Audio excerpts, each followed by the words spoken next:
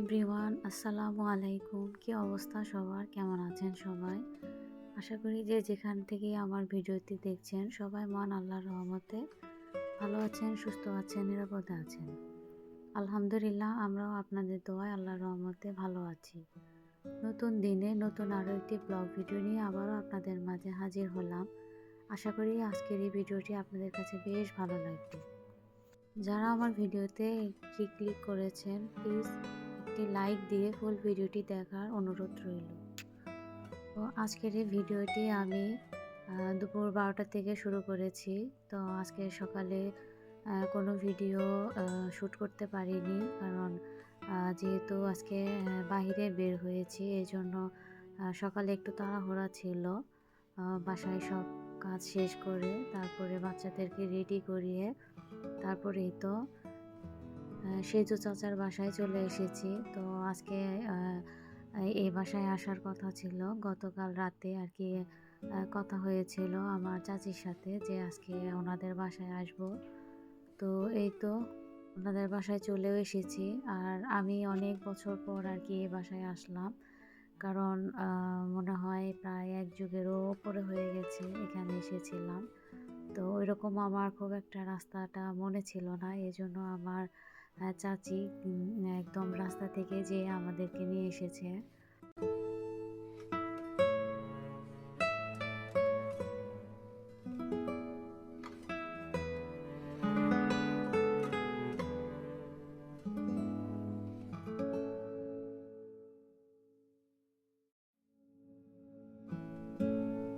তো চাচি অনেক দিন ধরে বলছিল ওনার বাসায় আসতে, তো আসলে মন ভালো নেই দেখে কোথাও যেতেও মন যায় না। তো চাচিকে শুধু বলেছি আসবো আসবো। তো গতকাল রাতে উনি ফোন দিয়েছিল। উনি বলেছিল তুমি যদি না আসো তাহলে আমার খুব খারাপ লাগবে। তো চাচির কথা শেষে আর ফেলতে পারিনি। তো সব কিছু মিলিয়ে আর কি বলেছিলাম ঠিক আছে আসবো আমি। তো দুপুরের দিকে আসবো, সারা দিনটা থেকে বিকেলের দিকে আর কি চলে যাব। তো চাচি বলছিল না দুপুরে না, তুমি সকালেই চলে আসো। আসলে শীতের দিন আর গ্রামে যে পরিমাণ শীত, আসলে সকালে ওঠা এবং সকালে সব কিছু করে বের হওয়াটা খুব কষ্টদায়ক। ইদানিং প্রচুর পরিমাণে শীত পড়েছে। গ্রামে শহরে যেখানে বলেন শীত আর শীত, এত শীতে আসলে কোনো কাজ করাও যাচ্ছে না এবং কোনো কিছু ভালোভাবে খাওয়াও যাচ্ছে না। তো খুবই কষ্টকর হয়ে গেছে জীবন পরিচালনা করা। তো সূর্যি মামার একদম দেখা নেই বললেই চলে, এরকম একটা অবস্থা। জানি না আল্লাহ পাক কবে আমাদের এই পরিবেশ পরিস্থিতি স্বাভাবিক করবে। তো যাই হোক, ও হচ্ছে ভিডিওতে এখন যাকে দেখতে পাচ্ছেন সে হচ্ছে আমার চাচাতো ভাই। তো ওকেও কিন্তু আমি অনেক বছর পর দেখলাম। ও অনেক ছোট ছিল তখন ওকে দেখেছিলাম।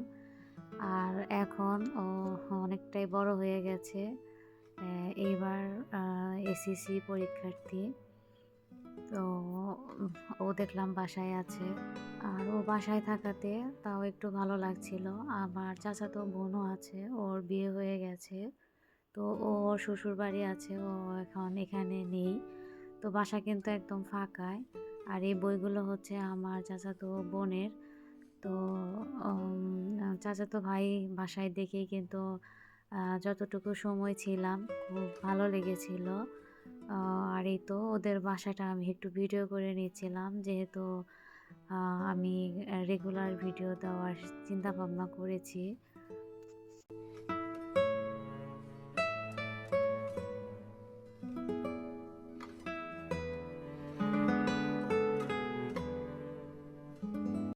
তো আজকে যেহেতু শনিবারে আমি গিয়েছিলাম, তো আমার সেজো চাচা বাসায় নেই, উনি অফিসে আছেন। তো চাচির সাথে অনেক গল্প হয়েছে, অনেক কথা হয়েছে যতক্ষণ সময় আর কি ছিলাম। আর অনেক কিছু খাওয়া দাওয়া করেছি। তো গল্পের সাথে যখন খাওয়া দাওয়া করেছি ওগুলো আর ভিডিও করতে কিন্তু একদম ভুলেই গিয়েছিলাম। তো আমার সাথে আসলে এরকমই হয়। যখন কারোর সাথে কথা বলি কিংবা গল্প করি তখন কিন্তু ভিডিও করার একদম মনেই থাকে না। তো দুপুরে খাওয়া দাওয়া কিন্তু আমাদের হয়ে গেছে। তো অনেক মজার মজার খাবার খেলাম। একদম দেশীয় রান্না বাড়া। তো চাচির হাতের রান্না খুবই মজা লেগেছিল, আর সবগুলো খাবারই আমার কাছে ভীষণ পছন্দ হয়েছিল। তো সে সময়ও ভিডিও করতে মনে নেই, তো কি আর বলবো। তো যাই হোক, এই তো এখন আমার চাচি পিঠা বানাচ্ছে। তো ওনাকে না করেছিলাম যে পিঠা বানানোর দরকার নেই, কিন্তু উনি বলল যে না, অল্প করে বানাবো, খাও, তোমাদের ভালো লাগবে। আর যেহেতু প্রচণ্ড শীতের মধ্যে এসেছি, তো মানে বিকেল সারাদিনই প্রায় শীত আর শীত এরকম। তো বাচ্চারাও আছে যেহেতু, পরে বললো যে না, সময় লাগবে না, খুব দ্রুতই বানিয়ে ফেলবো। আর আমার চাচি মাশাল্লাহ অনেক গুণবতী, তো উনি অনেক ভালো রান্না করতে পারেন, কিংবা অনেক গুণই তার মাঝে আছে। তো এই তো সে চালের গুঁড়িটাকে প্রসেস করে এই যে ভাপা পিঠা কিন্তু বানানো অলরেডি শুরু করে দিয়েছে। তো এখানে এই যে গুড় দেওয়া হচ্ছে, এবং গুড়গুলো খুব স্বাভাবিকভাবে উনি দিয়েছে, খুব বেশিও না খুব কমও না, একদম পারফেক্ট। তো চাচির এই ভাপা পিঠা বানানো আমার কাছে খুবই ভালো লাগছিল। তো চাচিকে বললাম, চাচি আমি একটু ভিডিও করব। তো উনি বললো ঠিক আছে করো। তো গরম গরম পিঠা খেতে কিন্তু ভীষণ ভালো লেগেছিল, খুব সুন্দর একটি সময় কাটিয়েছি। তো চাচি পিঠা বানাচ্ছিল, আর চাচির সাথে কিন্তু আমি গল্প করছিলাম। তো অনেক রকমের কথাবার্তা, অনেক গল্পই কিন্তু হয়েছে। আর চাচার কথা বলছিলাম, উনি থাকলে আরও বেশি ভালো হতো। উনি আসলে গল্প আরও সুন্দর জমাতে পারেন। তো এইরকম করে আর কি সময়টা আমরা কাটাচ্ছিলাম। আর এই শীতে, মানে এই বছরের শীতে এটাই হচ্ছে প্রথম আর কি ভাপা পিঠা খাওয়া। তো এর আগে এখন পর্যন্ত ভাপা পিঠা খাওয়া হয়নি। তো চাচির বাসায় এসে আর কি প্রথম পিঠা খাচ্ছি। তো আমার বাচ্চারাও আর কি বলছিল যে ভাপা পিঠা খাবো। তো আল্লাহর কি ইশারা, ওদেরও ইচ্ছা হয়েছিল, আর এই সুযোগে আমার চাচিও বানিয়ে ফেলেছে। তো যাই হোক, আলহামদুলিল্লাহ আজকের দিনটা খুব ভালোভাবে কাটিয়েছি।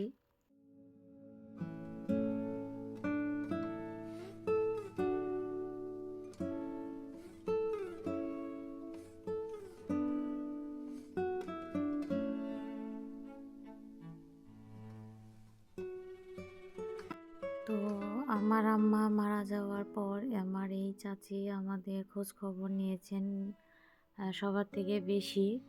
তো এই তো পিঠাও কিন্তু বানানো হয়ে গিয়েছে, দেখেন মাসাল্লাহ কত সুন্দর সুন্দর পিঠা। আর পিঠার সাইজগুলো কিন্তু ছোটই ছিল। তো ভিডিওটা দেখে মনে হচ্ছে যে একটু বড় সাইজ, কিন্তু না, একদম পারফেক্ট সাইজ।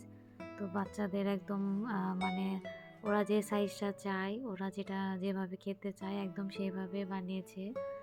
আর এই তো আমিও বাচ্চাদের সাথে খেতে বসেছি।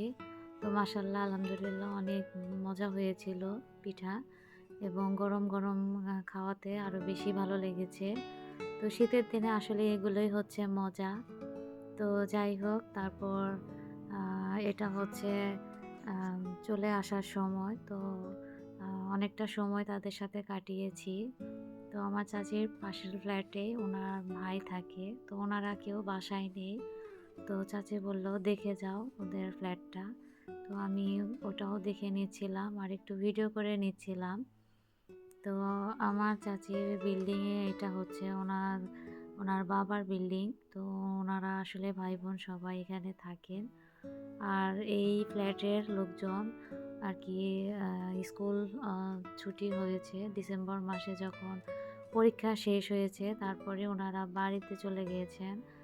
আর এখনও যেহেতু স্কুল ওইভাবে খোলা হয়নি, তো ওনারা এখনও কেউ আসেননি।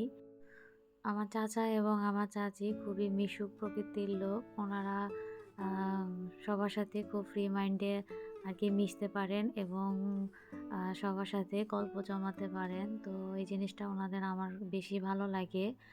আমার সব চাচাদের মধ্যে এই চাচাই হচ্ছে খুব মিশুক টাইপের আমাদের সাথে, এবং আমার আব্বা আম্মুর সাথেও খুব ভালো আর কি বন্ডিংটা ছিল। তো যাই হোক, অনেক বছর পর এসেও এরকম একটা সুন্দর সময় কাটিয়েছি বাচ্চাদের নিয়ে, ওদেরও অনেক বেশি ভালো লেগেছে। আর আমার চাচি বারবার বলছিল আজকে থেকে যেতে। যে আজকে থাকো, সে অনেক রাখার জন্য অনেক চেষ্টা করেছে। সাথে আমার চাচাতো ভাইও অনেকবার বলেছে থাকার জন্য, কিন্তু আসলে থাকা সম্ভব হয়নি। তো ওনাদেরকে বলেছিলাম আবার কোনো এক সময় আসবো, যদি আল্লাহ পাক সব কিছু ঠিকঠাক রাখেন। আর বাসা যেহেতু আমাদের বাসার কাছে, তো আসলে আসাই যাবে। খুব একটা দূর না। রিক্সায় আসলে দেখা যায় ৩০-৪০ টাকা ভাড়া নেয়, এরকম আরকি দূরত্ব। আর ওই যে দেখেন জানলা দিয়ে কিন্তু বাহিরের এখনো কুয়াশা দেখা যাচ্ছে। অথচ আর কিছুক্ষণ পরেই কিন্তু মাগরিবের আজান দিবে। তো এই হচ্ছে গ্রামের অবস্থা। তো গ্রামে শীতের এই অবস্থা, শহরেও কিন্তু তাই। শহরেও কিন্তু এখন ভালোই শীত পড়েছে এবছর। বিগত কয়েক বছর মনে হয় এরকম শীত শহরে দেখা যায়নি। এবার যা শীত পড়েছে। তো আমি একদম ভিডিও শেষ পর্যায়ে চলে এসেছি। আপনাদের কেমন লাগলো ভিডিওটি অবশ্যই আমাকে কমেন্টের মাধ্যমে জানাবেন। আর ফিরে আসবো আগামীতে নতুন কোনো ব্লগ ভিডিও নিয়ে। সেই পর্যন্ত অনেক বেশি ভালো থাকবেন, সুস্থ থাকবেন, নিরাপদে থাকবেন। আল্লাহ হাফেজ। আসসালামু আলাইকুম।